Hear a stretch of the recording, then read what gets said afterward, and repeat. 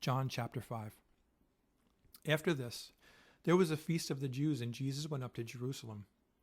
Now there is in Jerusalem by the sheep gate a pool, which is called in Hebrew Bethesda, having 5 porches. In these lay a great multitude of sick people, blind, lame, paralyzed, waiting for the moving of the water. For an angel went down at a certain time into the pool and stirred up the water.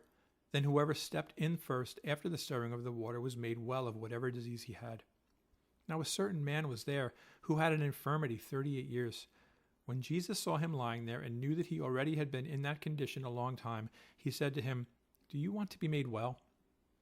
The sick man answered him, "Sir, I have no man to put me into the pool when the water is stirred up, but while I am coming another steps down before me." Jesus said to him, "Rise, take up your bed and walk." And immediately the man was made well, took up his bed and walked.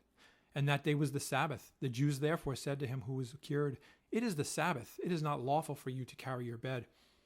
He answered them, "He who made me well said to me, 'Take up your bed and walk.'" Then they asked him, "Who is the man who said to you, 'Take up your bed and walk'?" But the one who was healed did not know who it was, for Jesus had withdrawn, a multitude being in that place. Afterward Jesus found him in the temple and said to him, "See, you have been made well. Sin no more, lest a worse thing come upon you." The man departed and told the Jews that it was Jesus who had made him well. For this reason, the Jews persecuted Jesus and sought to kill him, because he had done these things on the Sabbath. But Jesus answered them, "My Father has been working until now, and I have been working." Therefore the Jews sought all the more to kill him, because he not only broke the Sabbath, but also said that God was his Father, making himself equal with God. Then Jesus answered and said to them, "Most assuredly I say to you, the Son can do nothing of himself, but what he sees the Father do. For whatever he does, the Son also does in like manner. For the Father loves the Son, and shows him all things that he himself does, and he will show him greater works than these, that you may marvel. For as the Father raises the dead and gives life to them, even so the Son gives life to whom he will. For the Father judges no one, but has committed all judgment to the Son, that all should honor the Son just as they honor the Father. He who does not honor the Son does not honor the Father who sent me. Most assuredly I say to you, he who hears my word and believes in him who sent me has everlasting life, and shall not come into judgment, but has passed from death into life. Most assuredly I say to you, the hour is coming, and now is, when the dead will hear the voice of the Son of God, and those who hear will live. For as the Father has life in himself, so he has granted the Son to have life in himself, and has given him authority to execute judgment also, because he is the Son of Man.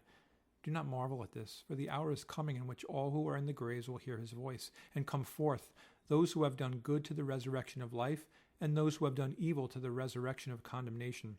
I can of myself do nothing. As I hear, I judge, and my judgment is righteous, because I do not seek my own will, but the will of the Father who sent me. If I bear witness of myself, my witness is not true. There is another who bears witness of me, and I know that the witness which he witnesses of me is true. You have sent to John, and he has borne witness to the truth. Yet I do not receive testimony from man, but I say these things that you may be saved. He was the burning and shining lamp, and you were willing for a time to rejoice in his light. But I have a greater witness than John's, for the works which the Father has given me to finish, the very works that I do bear witness of me that the Father has sent me. And the Father himself who sent me has testified of me. You have neither heard his voice at any time nor seen his form. But you do not have his word abiding in you, because whom he sent, him you do not believe. You search the Scriptures, for in them you think you have eternal life. And these are they which testify of me. But you are not willing to come to me that you may have life. I do not receive honor from men, but I know you, that you do not have the love of God in you. I have come in my Father's name, and you do not receive me. If another comes in his own name, him you will receive. How can you believe, who receive honor from one another, and do not seek the honor that comes from the only God? Do not think that I shall accuse you to the Father. There is one who accuses you, Moses, in whom you trust. For if you believed Moses, you would believe me, for he wrote about me. But if you do not believe his writings, how will you believe my words?